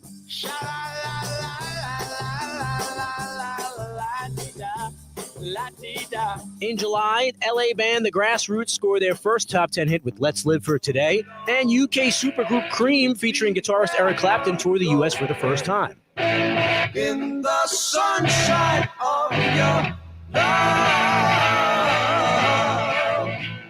And in September, Janis Joplin's band Big Brother and the Holding Company signed with Columbia Records and released their debut album. October of '67, Memphis band The Box Tops, including 17-year-old gravel voice singer Alex Chilton, have a number 1 hit with The Letter. Yeah, ticket for an aeroplane. Ain't got time to take a fast train. Lonely days are gone, I'm a going home. My baby just took me a little. My baby just took me a little. And in November, the first issue of Rolling Stone magazine is published in San Francisco, featuring an interview with John Lennon. The Who have their first and only U.S. top 10 hit with I Can See for Miles. In December, they smashed their instruments on the Smothers Brothers TV show. Keep listening to iHeartRadio for more from 1967 coming up. Now, a year in rock spotlight, 1970. Don't keep me waiting here. Lead me to The Beatles released the Phil Spector-produced album Let It Be. It generates 3 number 1 hits, Get Back, Let It Be, and their final number 1, The Long and Winding Road. The Kinks song Lola, about a romantic encounter with a transvestite, makes number 2 UK and number 9 US.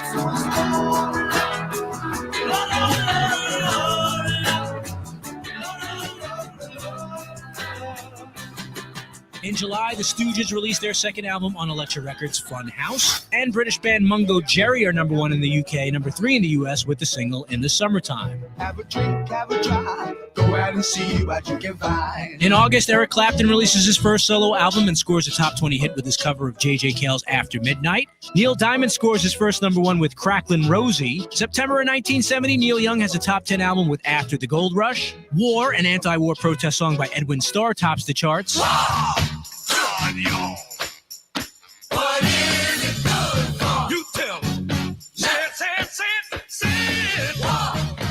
Keep listening to iHeartRadio for more from 1970 coming up. Now, a year in rock spotlight, 1968. California's Creedence Clearwater Revival released their debut LP, which contains the number 11 single Susie Q.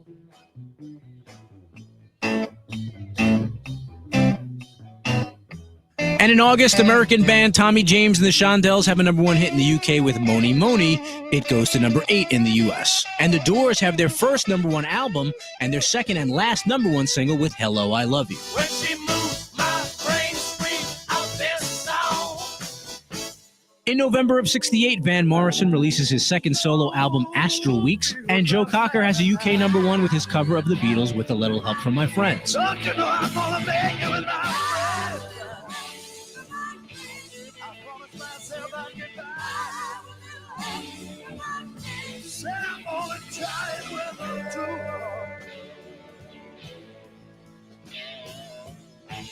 And in December, Motown holds the top spot with number 1 hits from Marvin Gaye, I Heard It Through the Grapevine, and the Supremes with Love Child. The Beatles released their first single on their own Apple label, Hey Jude, back with Revolution. The over 7-minute song went to number 1 in the US and the UK. Keep listening to iHeartRadio for more from 1968 coming up. We call it Wagertainment. All right, place your bets. VSiN every night at 6. Presented by Potawatomi Sportsbook. Bet above the rest on Fox Sports 920. iHeartRadio goes one-on-one with Rick Springfield to discuss some of the differences between his acting career and his music career. The hardest part is actually getting up at 5 a.m. for being on the road and then going out and playing. That's actually the toughest thing.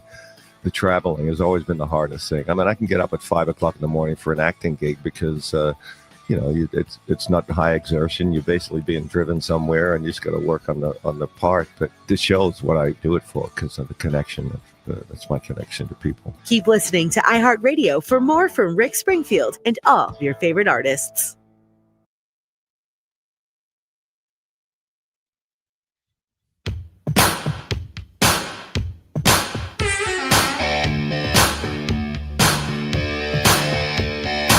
Hear the G Radio coming back at you. All she wants to do is dance. All I want to do is watch the Packers dance in the end zone and do some Lambeau leaps. Can we get some Lambeau leaps back on Sunday? I mean, good question. Last couple games at Lambeau, I mean, they haven't exactly lit up the scoreboard, so I understand there haven't been a ton of opportunities, but no one's doing any more Lambeau leaps. It's done. I think we've had more opponents do Lambeau leaps than we've had Packers do Lambeau leaps in the last couple home games. I need the Packers to, jump in the stands, as Robert Brooks so eloquently stated back in the day. Well, especially because I started teaching my youngster about it, and he hasn't been seeing a whole lot of them, so he's kind of gone away from it. Yeah. But I even played Jump in the Stands for him, and he was a big fan of the banger. The banger. To the point True where banger. He would jump and we go, jump in the stands, and like put up the little fingers, right? There Like you go. Yeah, see, we little gotta man. do a couple more of these because Got to teach the youth. I don't know if we need Leroy to go in there and give some instructionals because I don't know that Leroy can get up there anymore. Probably not anymore. I would think but AI Leroy probably could. I think that's remember the visit Milwaukee AI Leroy. He's He doing probably that could thing. help them out and give them a Wow. good instructional video. Absolutely. And my thing is, I'd like to see that more.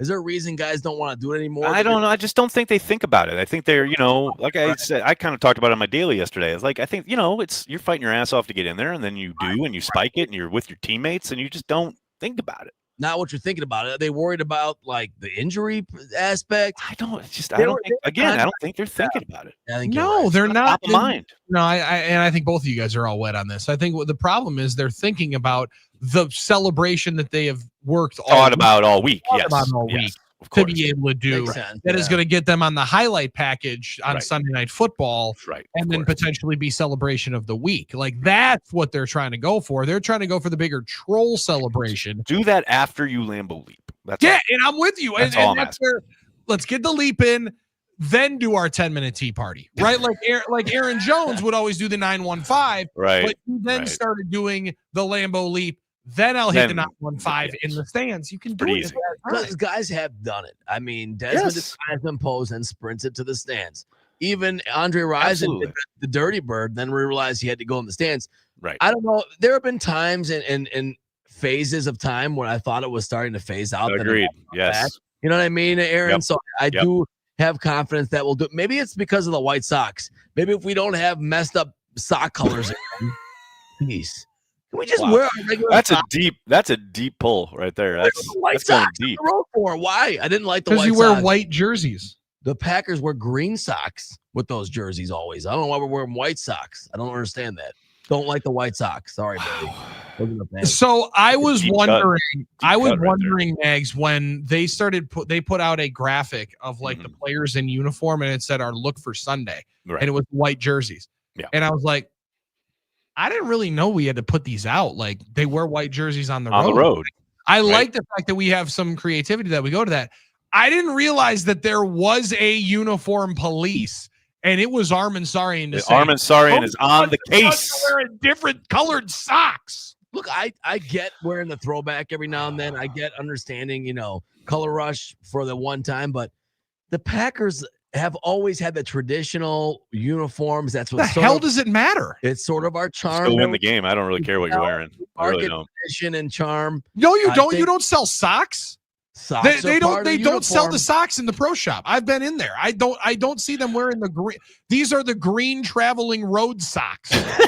I'm not saying we literally sell them. I'm saying we market this as a tradition, and this is what the Packers wear. So, okay, I guess we're just now. You know what they need, Armin? You know what they really need to do, and I know you're with me on this one. What they really need to do, and they have not leaned into this at all, or you brought it back at any point, and I'm waiting for it. It has to happen. Those stripes with the G With the G, on that's on the jersey, and then on the pants with the number on the hip. Oh, Yeah. that It's- look was sweet. That's That's a it. win. It's bound to happen eventually with the Got throwback. to. That's the Has to. last throwback. I'm okay with the throwback one-offs. I'm okay with that. So but good. saying when we go back to the standards, let's Let's not keep it monkey around. standard. I hear you. I hear can't you. believe there is somebody looking at what color socks they're wearing. I'm not Hey, saying man. they're out Hey, there. fan how you fan. If that's what moves you, that's what brings you to the game, then that's what does it, and that's great. I'm not worried about it. I'm much more worried about how they're blocking up that blitz. Yeah. But No, hey, whatever floats so your boat, am I. moves you. Now I'm much more worried about it because Armin did say they're out there. Oh, people are out there doing it. I need to meet the others, these people. or if it's just Armin's burn. Broaden your horizons, Billy. Saying, what the hell's wrong with these socks? That would be impressive work if I had multiple burners out chanting about socks. Yeah, it wouldn't surprise me. Wouldn't put It it wouldn't past surprise me at all. We were talking about Lambeau leaps. We have Jesus in the chat saying, I have a funny feeling that Golden is going to get his first touchdown on this game. How many times have we tweeted that one? Healthy to return. We're all hoping for it. But yeah, it does feel like each and every week someone says, this is the week. Now, that's preferable to what I believe someone in this chat a couple weeks ago said, what if he goes the whole year without a touchdown?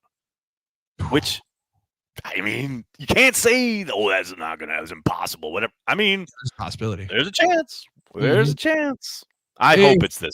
I hope he's healthy enough. We don't know if he's healthy enough. Right. We'll find out tomorrow, at least the beginnings of the week, as far as the first injury report and how much he participates and things like that. But he looked good in warm-ups on Thanksgiving. I'll say that. Look, he was running a route tree, looking spry as hell. But looking good, looking fast. And next, I don't know how you believe in this, or if you believe in this at all. And I don't necessarily know that it's the right thing to do, but I do believe that teams do it. And maybe should do it maybe a little bit more. This is the longest sporting year of these rookies' lives. Yes. Especially when you talk about Matthew Golden, who played into the fourth quarter of the national semifinal last year, trying to win a national title, and probably had the most targets out of anybody in those playoff games going into it, right into training for the draft, right into training for the combine. You hit the combine, then you're going into all your individual workouts and your pro day workouts. Then once you're done with your pro day, you go right into rookie mini camp. That's before the organized team activities. Then you roll all the way through organized team activities into mini camp, into the offseason program. You get your 4 weeks and it's training camp. And then you're like, whoa, I've rolled for 15 games a year ago, all throughout the offseason, never gave my body a break. That maybe there's a little bit of catching up that they're while yes, he's got an injury. He's got multiple injuries, if they're reading it correctly. Yeah. But also there's we're not saving him for the playoffs, saving what you have, but maybe an elongating of the year saying, hey, what if we give him a little bit of a buffer to get some of his wind back and his full strength back so he can be more of top speed once you hit late December into January. Use that speed, use those legs 100%. I mean, I have no idea if that's even in consideration, but it wouldn't surprise me. I mean, it makes sense. And to your point, yeah, man, that rookie wall is real. You know, you talk to anybody who's played in the league, they all talk about how, there's a very specific point, your rookie season where, oh man, like we were done 3 weeks ago back in school. Now I'm still going and we still got like 4 or 5 games to play and then maybe playoff games. Like it's very real. So yeah, maybe there is something to the idea of let's make sure he's got, everything going for him here in the stretch run. I love that. If this goes all the way correctly, the Packers will play a half of a football season still.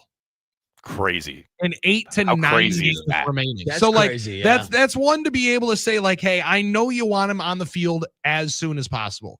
But it might not be the worst thing that he's being able to bank a couple of weeks of some rest and get yourself to as close to full strength as you'll be, because nobody's going to be 100% at this point. No, but get yourself close to it so you can utilize that skill set, because I think they know they got a little some dynamic there. And I don't know about you, I would just like 1 week to have all of our receivers healthy.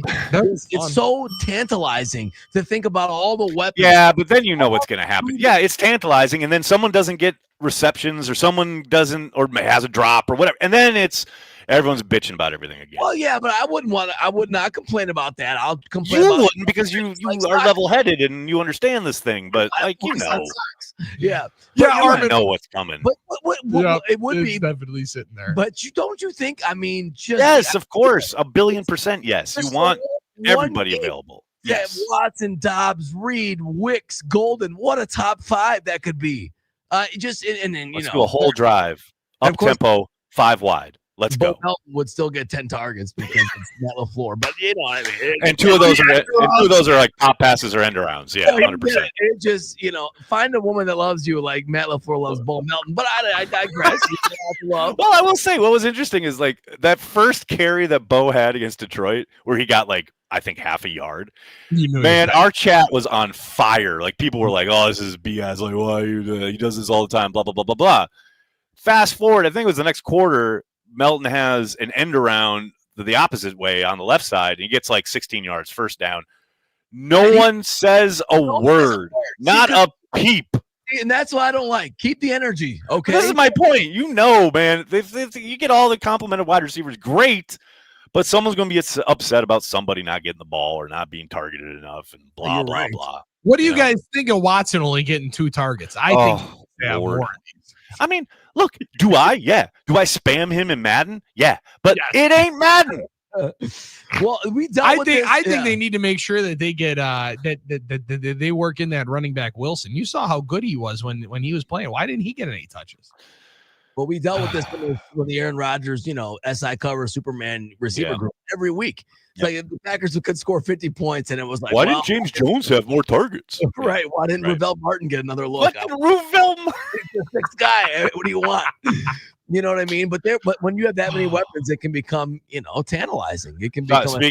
Speaking of weapons, Mike Witt. Look at this idea here. Come on, Micah, pick 6 Sunday. Book it, boys. Ooh, Mike Witt. If we can get, look, Caleb Williams just threw an interception, I believe, to a linebacker, but it might have been a defensive lineman in that Eagles game. Mm-hmm. Trying to set up that screen, doesn't quite get it over the top enough. Like Micah, he's an athlete. He can do it. I like this idea. I like where your head's at. Let's book it. And then, by the way, Jesus also chimed in saying it's real regarding the bird. No, I need there you go, people. There you go. We all know it's real now. Also, Revel Martin now working at York Preparatory Academy, as one does, as and doing some guest speaking roles. I had to look that up and figure out exactly what he was doing, because he was with the Packers on a little bit of an assistant role there for a stretch, for a little hot minute. Yep, and then a shout out to Revel Martin. Revel Martin, man, good stuff. Gotta love you some Revel Martin. I mean, when you needed a guy to stand there in the end zone because all the coverage is someplace else, sure, you got to go to Revel Martin. Wasn't Revel Martin the guy that Rodgers would throw with during after practice, and all of a sudden he started playing, and then Aaron's like, "What? You changing up on me now? Now that you're playing? Now you're playing? Now you don't want to? Now you don't want to work?" He has a great place in my memory, Packers memory. We can tell, like Terry Mickens, Mickens, Philip Epps. These are the gentlemen who live in your brain rent free because they were Green Bay Packers. They were wearing white socks on the road. You damn right they were. Also, quick shout out to Uncultured Barbarian. Today's underrated jams are Top Jimmy by Van Halen, Easy Lover by Phil Collins and Philip Bailey, and Confidence Man by Jeff Healy. I need to hear that Phil Collins song on the I'll find that one. I'll find that one. Absolutely love it. And we love being here talking ball each and every week with you guys on Carry the G Radio. Another hour flying by. Can't believe it. For Billy, Armin, I'm Aaron. It's Carry the G Radio.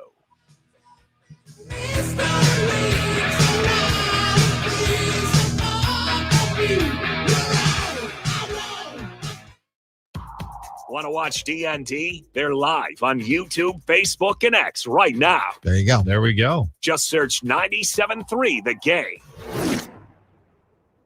iHeartRadio. Here are the top Stevie Wonder songs that you've thumbed up. Number 3, Part-Time Lover.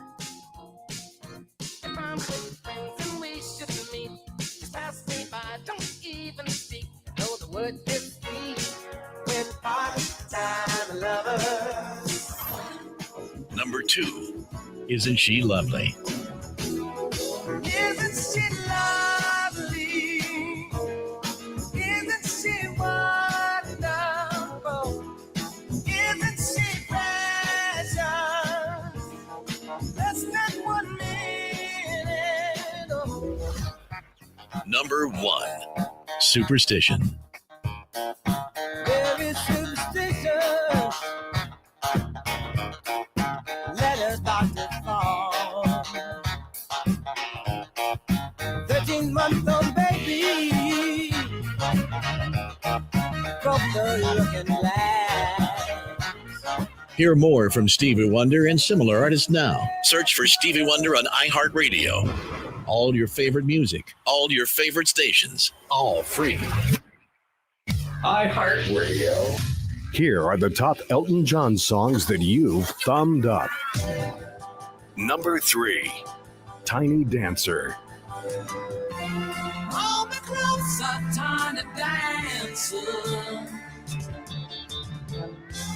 Count the headlights on the highway. Baby darling, she's so landing. Number 2, Rocket Man. I'm not the man they think I am at home. Oh, no, no, no. I'm a rocket man. Rocket man. Burning out the fuse out of Number 1, Benny and the Jets. She's got a living boots. I'm more health food. You know I'm better than a magazine. Oh, Benny and the Jets. Hear more from Elton John and similar artists now. Search for Elton John on iHeartRadio. All your favorite music, all your favorite stations, all free. Now, a year in rock spotlight, 1974. Oh, the band on the run. Band on the run. In January of 1974, the top-selling album of the year is released, Paul McCartney and Wings' Band on the Run. Bob Dylan, backed by the band, has his first #1 album with Planet Waves. In February, Jersey City's Kool and the Gang have a top 5 hit with Jungle Boogie. New York City's Kiss released their debut, which sells 75,000 copies without a hit single.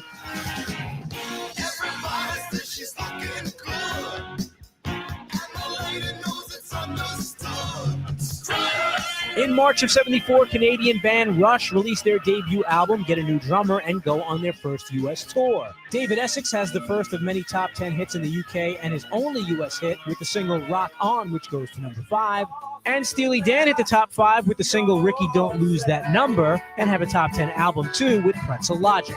Ricky, don't lose that number. It's the only one you want. You might use it if you feel better when you get home. Keep listening to iHeartRadio for more from 1974. Coming up.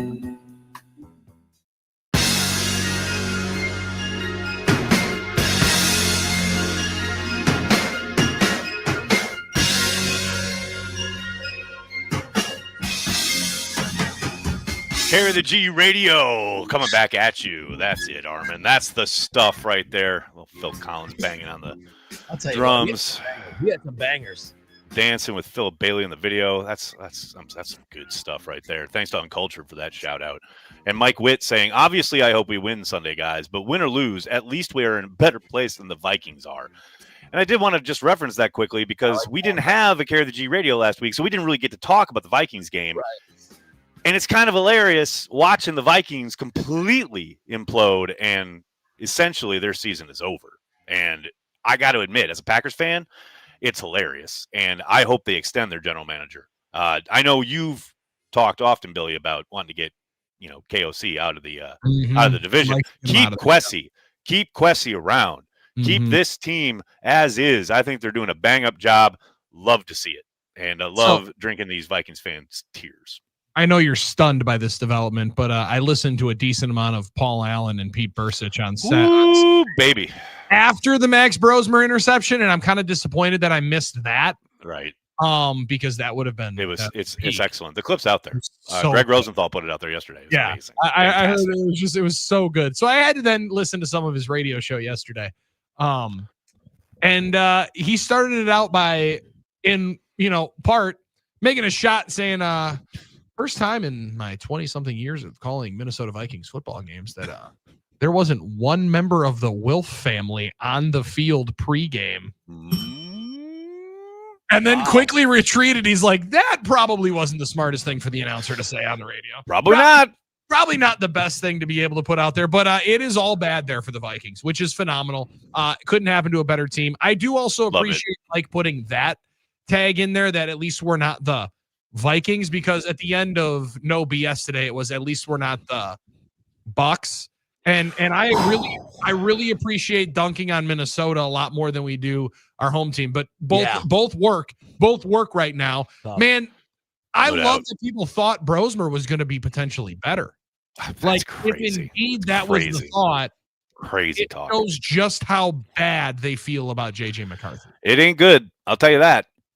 I mean, like, it's hilarious actually, but yeah, no, it's not good. Uncultured saying, because of the game Favre came in and won the job from the Magic Man, Sanjay Beach and Kittrick Taylor have lived rent-free in my head for decades.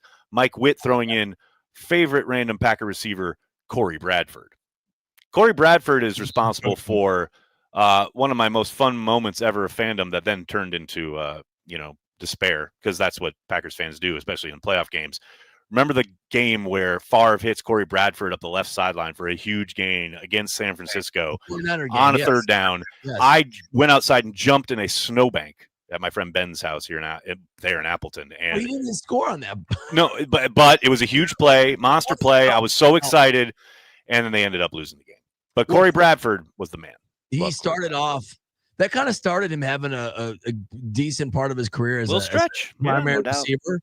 And the next year, because he only had like 5 catches up to that point all year, and he had a couple big ones in that game. And I remember Max go, "Well, let's make Corey Bradford the hero today. Why not?"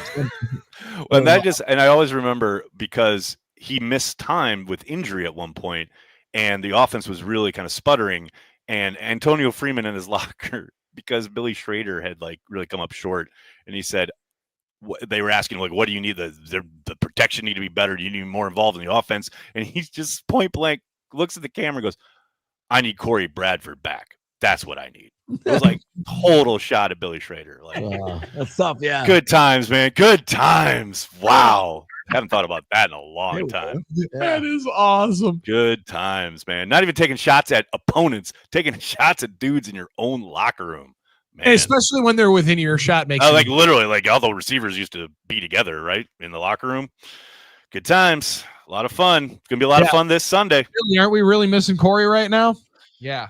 Well, he caught more balls than Ferguson. I'm sorry, Robert Ferguson. Well, I'm just saying. Damn, there we go. We were hopeful about that. Not lying. Yeah, Robert Ferguson was good for like one play every other game that would get you excited. Yeah, he was a game of golf. He's turning the corner. Here it comes. Here comes the Robert Ferguson ascendancy. Why we trapped him. No, he was the game of golf. He would give you one shot every 5 or 6, and you're like, that's why I'm playing. That's why I keep throwing it to him. Man, how did we get with all the receivers, right? The old school receivers. Can I give you an interesting one here from something called NFL Researcher at Front Office NFL per Next Gen Stats? Sure. Caleb Williams has the lowest completion percentage in the NFL, despite throwing into tight windows at the lowest rate in football this year. He has thrown to open targets at the 4th highest rate, over 50% of his throws, and wide open targets at the 3rd highest rate. He's missing a lot of throws. I talked with Matt Bowen about this yesterday at Cheesehead TV, and it's kind of surreal because especially early in games, like they've done a good job with their openers in particular of getting him some delineated reads, get him some quote unquote rhythm throws early on. But then as the game goes on, inevitably there are just a handful of throws every single game where he is just wild and he's just missing like open dudes, right?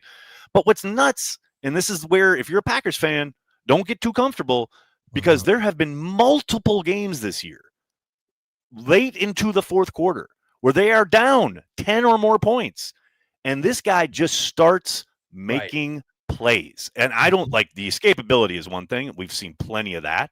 You talk about Micah Parsons. Yes, Micah, and everybody needs to be disciplined in this game because this kid is a Houdini back there.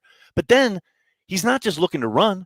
He's keeping his eyes downfield, and he's delivering late in games when it's not, okay, I got to deliver here, and this is the 1-2 read, and my hitch has got to be here on the top of the drop. When he's just doing like some backyard stuff, he's dangerous as hell. Yeah. Like that's disconcerting.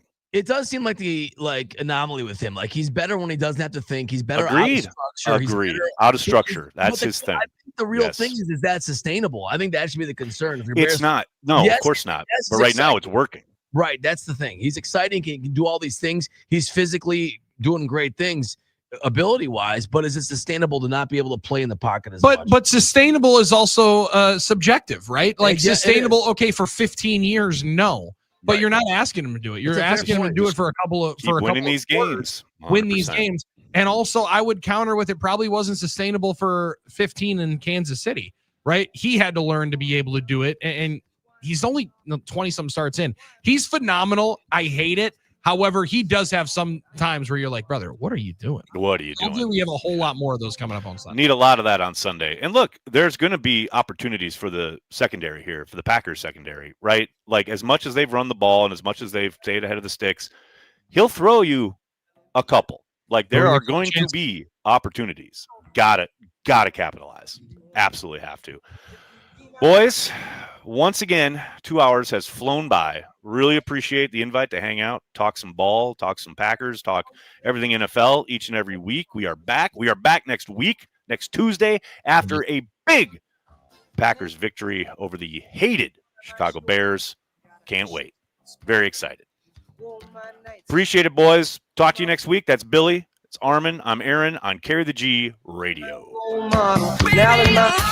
Want to watch DND? They're live on YouTube, Facebook, and